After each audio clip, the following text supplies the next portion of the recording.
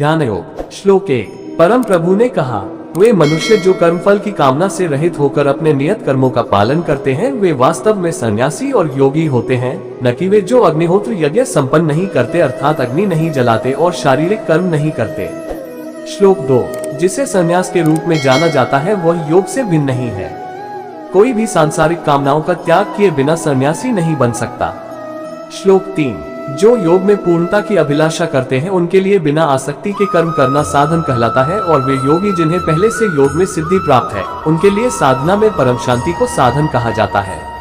श्लोक 4। जब कोई मनुष्य न तो इंद्रिय विषयों में और न ही कर्मों के अनुपालन में आसक्त होता है और कर्म फलों की सभी इच्छाओं का त्याग करने के कारण ऐसे मनुष्य को योग मार्ग में आरूढ़ कहा जाता है। श्लोक 5। मन की शक्ति द्वारा अपना आत्मा उत्थान करो और स्वयं का पतन न होने दो।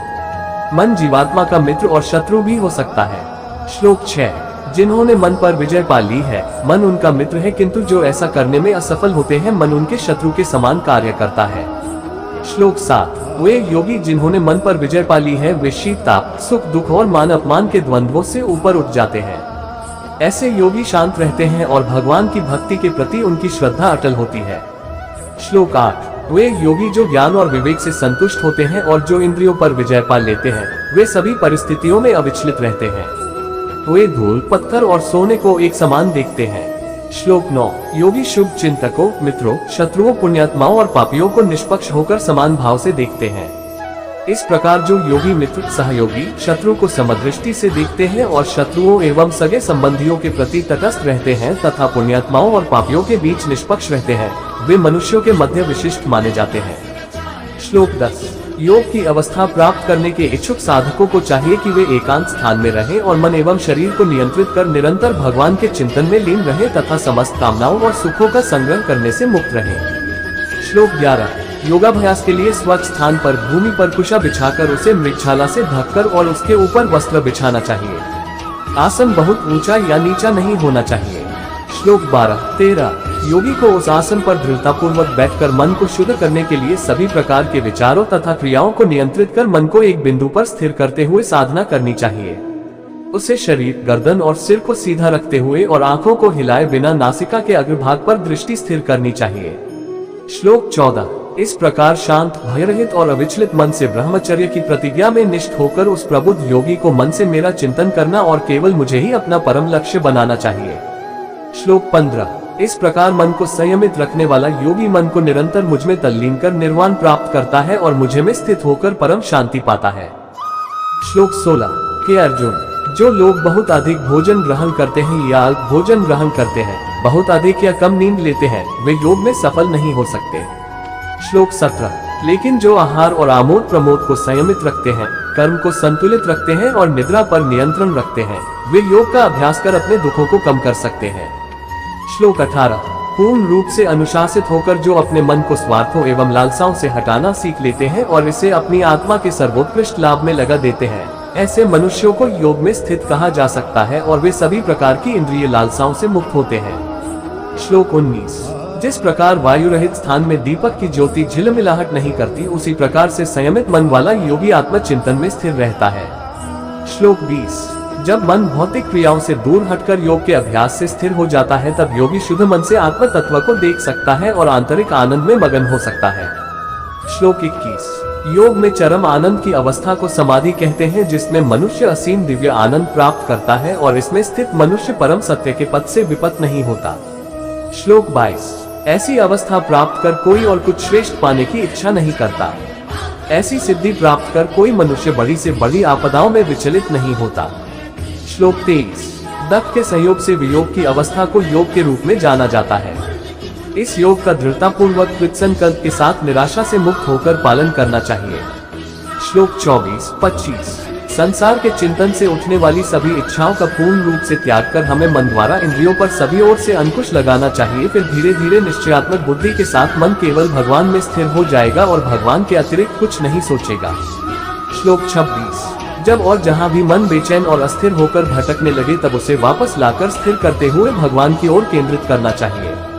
श्लोक 27। जिस योगी का मन शांत हो जाता है और जिसकी वासनाएं वश में हो जाती हैं एवं जो निष्पाप है तथा जो प्रत्येक वस्तु का संबंध भगवान के साथ जोड़कर देखता है, उसे अलौकिक आनंद प्राप्त होता है।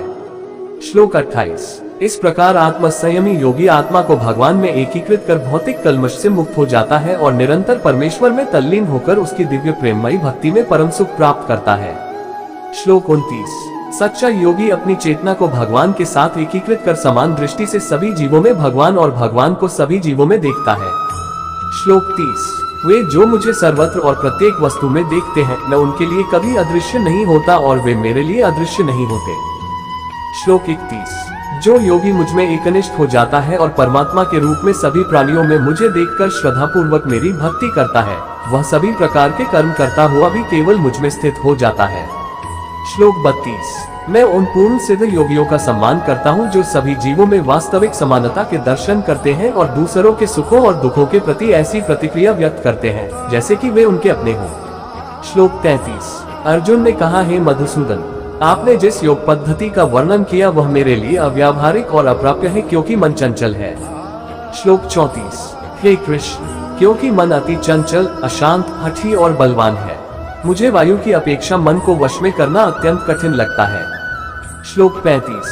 भगवान श्री कृष्ण ने कहा, हे महाबाहु कुंती पुत्र, जो तुमने कहा वह सत्य है, मन को नियंत्रित करना वास्तव में कठिन है, किंतु अभ्यास और विरक्ति द्वारा इसे नियंत्रित किया जा सकता है। श्लोक 36। जिनका मन निरंकुश है उनके लिए योग करना कठिन है, लेकिन जिन्होंने मन को नियंत्रित करना सीख लिया है और जो समुचित ढंग से निष्ठापूर्वक प्रयास करते हैं, वे योग में पूर्णता प्राप्त कर सकते हैं। यह मेरा मत है। श्लोक 37।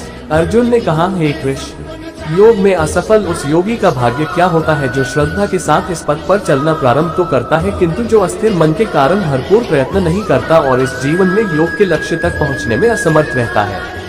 श्लोक 38। हे महाबाहु कृष्ण, क्या योग से पथ भ्रष्ट ऐसा व्यक्ति भौतिक एवं आध्यात्मिक सफलताओं से वंचित नहीं होता और छिन्न भिन्न बादलों की भांति नष्ट नहीं हो जाता जिसके परिणाम स्वरूप वह किसी भी लोक में स्थान नहीं पाता। श्लोक 39। हे कृष्ण, कृपया मेरे इस संदेह का पूर्ण निवारण करें क्योंकि आपके अतिरिक्त कोई अन्य नहीं है जो ऐसा कर सके। श्लोक 40। परमेश्वर श्री कृष्ण ने कहा, हे पृथापुत्र, आध्यात्मिक पथ का अनुसरण करने वाले योगी का न तो इस लोक में और न ही परलोक में विनाश होता है।